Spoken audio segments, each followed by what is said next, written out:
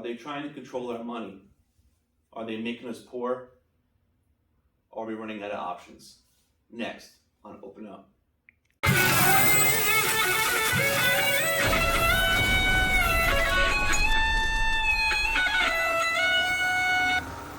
What's up, everyone? This is RC. Hey, how you doing, everybody? Mike, like always. And I was reading through some things today, and do you feel that our rights and they're trying to make us poor by everything that's going on? Well, I feel like our rights are slimming down just a notch every day. Our freedom of speech rights, as Yes. we spoke about, and then now our right to privacy. Yeah, So this all started how I was reading into how Russia is still in war with Ukraine, and how Biden finally admitted that he was going to take away, stop importing Russian oil. Yes. Okay, so we think, all right, that's a good idea, but you have, now the gas Also prices. with the sanctions. Yeah, with the sanctions. Trying to cut them by the throat. So, but what happens is it affects us. Now, we don't take in Russian oil, do we want to support a country who's invading other countries? No, we don't. But the plan is a very poor plan because they're going to stop taking oil from Russia, which means now Biden is going to look other places like Venezuela to try to find oil for cheap. Mexico. Instead of us just producing our own oil. So the fact of the matter is that Jen Psaki said that there's 9,000 permits that are out right now and no one's using them. Well, that is true to a point because those 9,000 permits aren't empty wells. We need to have new wells, new permits for new wells to create our own oil supply and energy. But with the Green New Deal, it prohibits that. So this is where it starts getting crazy. So now, even us cutting Russia off for not buying it, they can sell oil to China. They can sell oil to Turkey. Anybody but us. Anybody but us. But the fact of the matter is that it's hurting us because we're the ones who have to pay for it at the pump. Yeah, regardless, like you said, Russia's still selling oil. People still need oil. Yeah, exactly. What Biden has done is cut off sales just from us to Russia. But that doesn't say Russia can't sell and keep selling their oil anywhere else. So yeah, again, it's going to hurt us because that's one major supporter that we have to cut off. And now, like you said, oil prices, gas prices, is going to rise. Yeah. We're going to be the ones paying for it when Russia, like you said, can still make their money. And you know what annoys me the most about this is that Stephen Colbert was on last night saying, I'll be glad to pay another $1 or $2 at the pump. He's like, hell, I'll pay $15 a gallon. See, you say that because you're a millionaire. Yeah, I'm going to say. People like us, that extra $1, that extra $1.50, and who knows how high it's going to go, it becomes a problem. Because it's not only, we don't just only pay at the pump filling our cars. That goes up. We have to pay for the gas that's rising for the truckers to bring our food to the grocery stores, who then have to raise their prices because the truckers raise their prices. Yeah, everything we do, it affects everything we do. Obviously, he hasn't been on social media lately. He's seen everybody screaming about $70 into their tank. And I know there's a lot of places worse than that, but I mean, $70 for a half a tank. It's ridiculous. That's astronomically out of control. I mean, I have a minivan that I drive every once in a while, and the other day I went to Costco to fill it up, and it was $69. Costco was cheap, right? Yeah, Costco was. Yeah, Costco. Down here, Costco was pretty good, but again, it was still. I don't remember last time I paid almost $70 to fill it up. That's crazy, man. So I mean, like you said, it hurts our pocket way more than it hurts Russia. Yeah, it hurts us. And yes, if you're making, I don't know, over 100,000, 200,000 a year, these little price increases don't affect people. And that's why I can't stand when celebrities or people like Stephen He's Colbert. probably driving an electric car anyway. He does. He drives a Tesla. He's driving a Tesla. Yeah, so what is he worried about gas prices? I would drive a Tesla. But, you know, I don't have $100,000 to go buy a Tesla. They're actually very good and easy to get into now. But again, like you said, you'll be paying for the rest of your life, $100,000 car. That's what I mean. Yeah, and I hate people who have their status and say things like that. Like they have any kind of connection with it's like being a real person in this country. Being a hardworking American. He probably has 14 credit cards. That's what I'm saying. Yeah, we don't get paid millions of dollars per episode to go on there and be sarcastic. Yeah. So and I agree with you on that. I do not find it amusing. it's not helping. When celebrities and people of power say, "Oh, I would rather." Chances are, like you said, they're driving electric cars anyway, Yes. and they don't fill up their cars by themselves regardless. So You're right, and on top of that, I saw a news reporter, I believe it was CNN, and she was being interviewed. She was being interviewed in front of gas pumps, and she said Americans are going to feel a lot better when they get gas because they're not getting it from Russia. This is what she said. She didn't ask anybody this question, and I'm watching her. I'm like, who said that? Because whether it's coming from Russia or not, it's still affecting us, and it still hurts. So, if I had to pay an extra $1.50, is my mind at ease? Oh, well, at least it's not coming from Russia, or at least that doesn't matter. I don't care where it comes from. Just don't let me pay the Exactly. The fact of the matter is, you're exactly right. The fact of the matter is. Hello, 911. Yes, who robbed you? I think it was pump number 3. Yeah. Pump number 3 robbed me, and he didn't give anything back. He did it very, very badly. Yes, understandable. That's terrible. See, I just thought something when you said that. When you said 911, think about how all the gas prices go up. So our ambulance rides are going to go up. If you could, call 911, are we going to have to pay more than gas prices? I mean, regardless, hospital bills are just astronomical anyway. Yeah, so, that's a whole other story. Yeah, well, we won't say that right now, but so what's going on is we're stopping the oil coming from Russia, which is only about 4% of what we use. Okay, so I already told you guys about the wells. But now we're doing sanctions, but now there's also a little bit further they want to go. Since we have sanctions on Russia with their banks and their oligarchs, they want to go a little bit further, and now they want to stop crypto from being used because they say it's being used. Russia is using crypto to keep making money. So basically, some administrative officials, saying that Russia is using a back door with crypto to still to get around sanctions and still make money, and that's why Biden signed, I believe it was this morning, signed executive order about cryptocurrency, and to me, it feels like that executive order is to try to get their hands into other people's money. Exactly what it is, and I call bullshit. I call bullshit on this whole, Russia's using it to get money. No, this is just another excuse for them to get their dirty little fingers in these places that they want. Again, do we even know Russia is doing this? Exactly.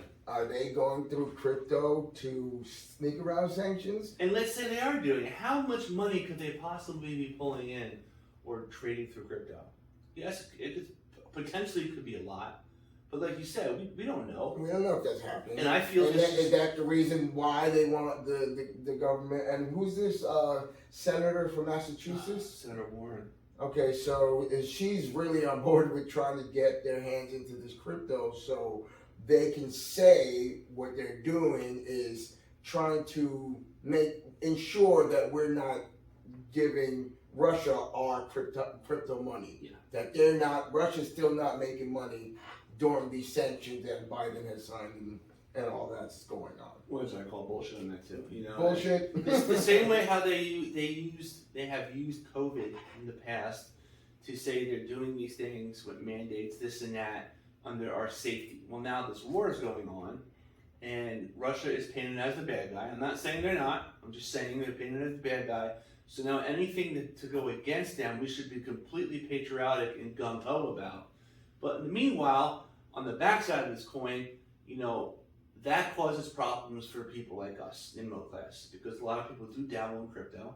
Okay? Yeah. It's starting to be a big thing, guys. It is, and it's you possibly make a lot of money on it. This is not financial advice whatsoever, but it's something that we don't have to worry about being regulated. All our loans and money has to go through a bank, the Federal Reserve, so they know. Like when you go get a loan, they need to know what the loan's for a house. Where's the house? The type of house. A car everything has to be completely detailed. When we have money like this with crypto, we have the ability to buy assets and then use those assets. And it was a peer-to-peer transaction. Hand to hand. Now they want to get their hands in there and oversee to make sure no one is, there's not heavy crypto traffic going to Russia. And is that really what it's for? Is that what they want? They just want to check to make sure that we're not buying crypto? I mean, so I got a question. My question is simple. So are they using the war now to get their foot in other doors, like this crypto, and using excuses of, we just want to do this for your safety to make sure our sanctions are working to Russia and they're not getting more money? That's the best question I've heard all day.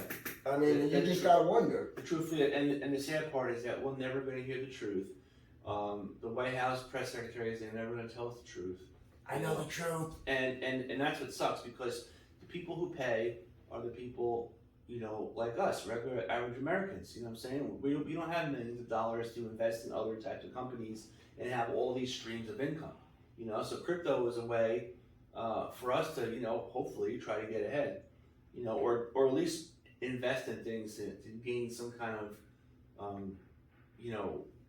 semi-wealth. And it almost sounds like what the government was doing to Cash App. I mean, they found out all this money was exchanging hands from person to person, and they felt like, what the hell? Why can't I get my hand in that, tax it, so I can make money off of people who owe money or are buying things through Cash App? I mean, it makes no sense. Why me and him, if I owe him $100 for a job that he did, then I can't just Cash App him $100, I gotta pay tax now. Yeah, which is absolutely ridiculous. But of course, they don't want you to have paper money anymore. Yeah, and that leads them to having full control over what you Yeah, exactly, and that's why I call bullshit. Yeah. I mean, you don't need your hand in my money. No, if I give you money, that should have nothing to do with what they think. They shouldn't be able to make money off of me, especially if I'm paying somebody out of, it could be for anything. Yeah. Anything could be paid for, and for them to tax me on something like that, so it makes you feel like, they want to put their hands in a little bit of everything. And is that what this war could turn out to be? A foot in the door for them to say, like I said, it's just for your safety. We just want to monitor. Well, then again, who monitors the monitors, and the monitors of those monitors? Yeah. So where does it end? Where they keep sticking their nose in businesses they don't have anything to do with? And then what happens if they're just monitoring, and then they have another idea, and they say, well, we're already in there, why don't we just do this? And then it becomes, well, then why don't we just do this? Yeah, again, and that's when the dollar dies, and that's when your crypto dollars die. Once they start putting their hands in it, it's not worth what it was. No, it's the freedom. Not saying it about anything, but as other people know, the more you put your foot in it, the less it becomes. Yeah, you're right. And, crypto was one of that for us. It was the freedom of having a decentralized, market, and but now the U.S. and I think other countries too, but the U.S. is trying to start their own, or they want to start their own digital currency. Yes. So if they start their own altcoin, which is anything other than Bitcoin, because obviously Bitcoin's too big right now. So they want to get their hands in the littler cryptos. So let's say they succeed to make a crypto. So what I'm gonna assume, and I'm gonna say it as my opinion, that if the United States comes up with a crypto, they're probably going to ban all other crypto from being used because they want everybody to use theirs. With that being said, there will be taxes, there will be fees, and they will have, because it's coming out of a centralized bank now, just like our paper money. When you get loans, they know exactly where it's coming from and where it's going, and that's exactly what they're going to do with this. And then we slowly lose our freedom to move about. Our financial freedom to use our money, which we please. That's basically what it is. And and giving these people the not allowance, but letting them into our financial statements, them knowing everything that's going on. it gets to be a little much. It's frustrating because you think this day and age was moving towards, independent individual freedoms, but it's you can clearly see, and if you don't buy into this theory, and I'm not saying it's just a theory, but you know how the world, they want to have this one world government, they want to have complete control, and they're slowly but doing it to get around the laws to become just a one-party nation, a dictatorship, a socialist country. And that's what they want it into. And if you people out there who think this is a good idea and you trust your government and your democracy, the first people who get screwed are people like us, the middle class. We're the first ones who get screwed because everybody else who has money has buddies up in Washington or has a piece of some anybody kind that of has corporation. enough money doesn't have to worry. They don't have these problems. They don't and have anybody that has no money doesn't have to worry. Exactly. Doesn't work. So where does that leave anybody like us? It leaves the biggest class in the country to be subject to this toil, this deceit they have going on, and in all this fake name of safety and welfare for our people. Yeah, but again, are they doing it for us or for just themselves? Yeah, and you know gotta what? wonder about that stuff nowadays. You're right, and you should ask yourself that question. You should be able to say, are they doing it for us, and not just accept whatever Jen Psaki tells you in the White House. She's told what to say and what not to answer. So if you sit home and you see all this, you gotta ask yourself, ask somebody else, like what is the purpose of this? Why are they going to do this? How is it going to make it better? And if it's not, how is it going to make it worse? Because no matter, and the more we just let them do what they want to do, the less we're letting control go. And like I said last episode, that once the government takes something, they don't give it back. It's hard pressed to get it back. They get the tight grip, and it's usually gone. It's usually gone after that, 100%. So every time we do something, it's, so just think about it. Think about why this is being done. Try to do some research and find, if there's any other answers out there. But it's a little quiet right now. So, but we'd like to let you know what Yes. has been going out. Again, Biden has signed this executive order already, that saying that they want to start with the cryptocurrency. Yeah. So my biggest question is, what are we actually running out of options? I believe we are, because sooner or later, something tragic will come up again, where most of the people will believe their safety needs help, and Yes. I believe it happens every 8 to 10 years. It does. Yeah, and it's like you said too. There's people out there who just willingly go with this. Yeah. So okay, well it might not be so bad. It might, we might not get. Yes, there's always a point on where it seems like it'd be okay, but everybody ignores the facts of the things that it won't be okay, the things that we'll be giving up. Yeah, again, like I say, I feel like at this point it's always what's better for them, not for us. It's always better. It's always what's better for them, and we'll soon to deal with it later, basically. But on another lighter note, Yes. let's talk about something that I love to talk about all the time, which is sports. And again, anybody that knows me, like New York Rob, they know I am a big, huge Russell Wilson fan. Even Joe Morris from the Giants won Super Bowl back in 88, 89. We had a debate back in Jersey, and when Russell was getting drafted out of Wisconsin, Yeah, I remember that. Seattle had just paid Matt Flynn, who had just backed up for, I believe it was Rodgers. Flynn had a great year that year. They paid Flynn a lot of money. And I told Joe Morris, I said, I don't care how much they paid for Matt Flynn, I will bet you anything Russell Wilson will be the starter of the Seattle Seahawks. And as you know, I was right. Yep, Russell Wilson, I'm a big, huge fan. And knowing that he left for Denver makes me a little happy, because I don't feel Seattle I felt like he was going to die in Seattle. Yeah, his first couple years there, It was great because they had a defense. It was building and building. He was on a rookie contract. They didn't have to pay him. Their defense was phenomenal. And they went to two Super Bowls, which they won one, and they lost another one because they did. my opinion, they didn't want Marshawn Lynch to be the MVP of the Super Bowl. So while you're on the 1 yard line and he falls for 1 yard, you throw a pass and get intercepted and lose to Tom Brady. Yeah. I don't know about that. But again, Russell Wilson, if you haven't heard, was traded to Denver for 2 first-round picks, 2 second-round picks. Their starting tight end, Noah Fant, who if anybody watched the game knows he's a monster.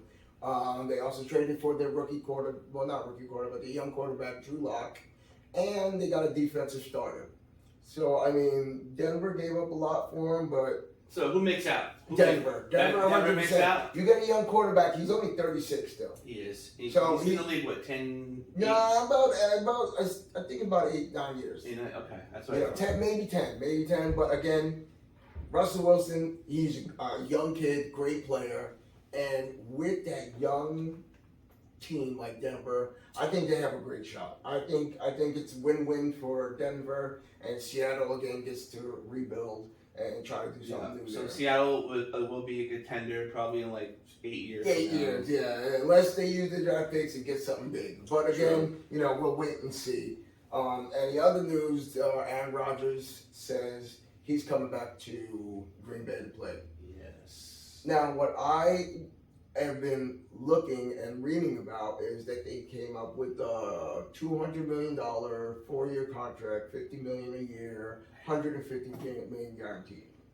Now, from what Rodgers tweeted about 2 days ago, he said he wanted to make things clear that he was coming back to play in Green Bay this year, but wanted to say that he was not signing a contract. So I want to clear things up like that really quick, because a lot of people think he might be in Green Bay for the next 4 years. Yeah.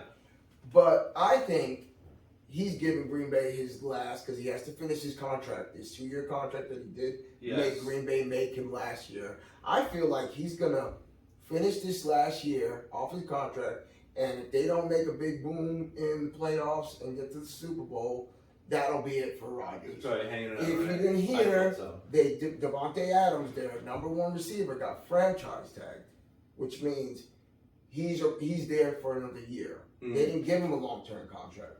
So if you kind of look into it, maybe this is Green Bay's way of saying, oh, this is going to be it. This is our last year. Let's go for the championship. Because again, Rodgers said he wasn't signing a contract.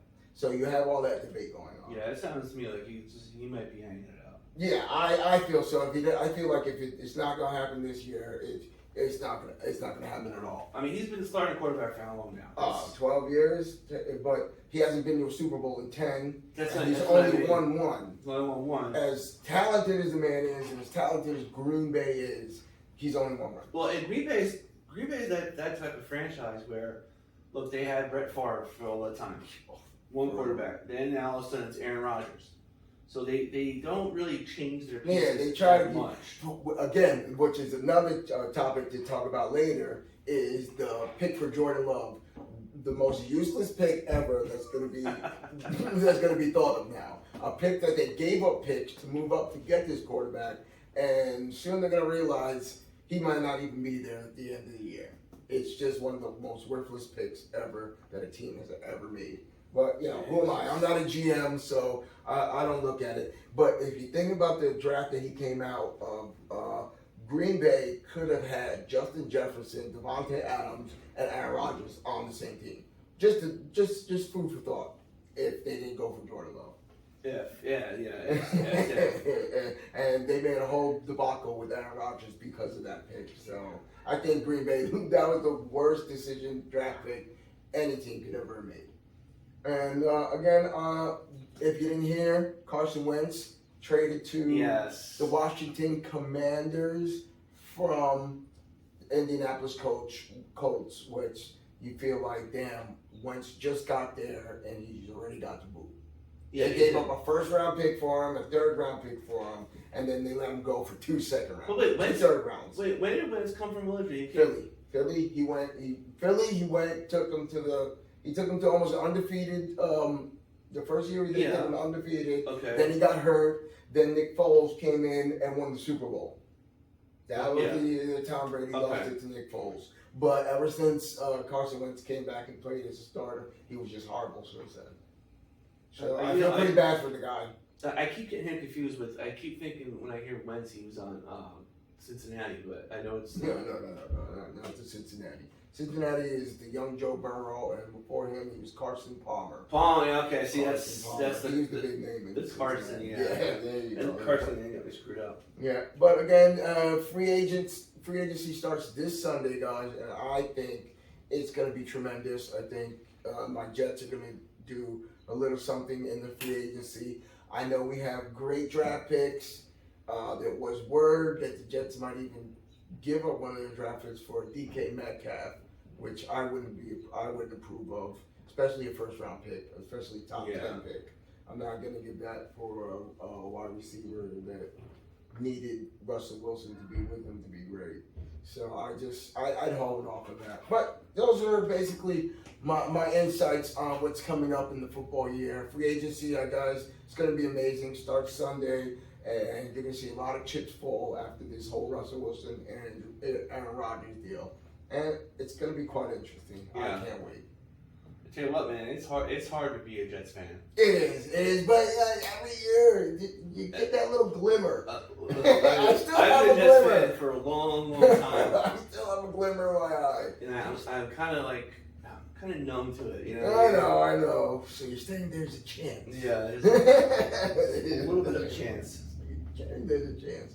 Again, guys, we're here to talk about what we love and what we think is important. So we love you guys to hit that like button, that share button, subscribe, listen to us on a daily basis. We try to bring out as much content as we can, make you guys happy. We'd love to hear from you, some comments in the chat. And hey, let's keep this ball rolling. Yeah, that's great. Yep, and the only thing I can finish with is, like I always say, do more, be more, guys. Do a little bit more in life. You guys can be a little bit more in life. Let's make this world a little bit better. And that's all I got to say. Anything for you, Dan? I say yes to that. Yes to that. RC's always on my side. All right, guys. Thank you for tuning in, and we'll see you next time on Open Up. Thanks. See you later.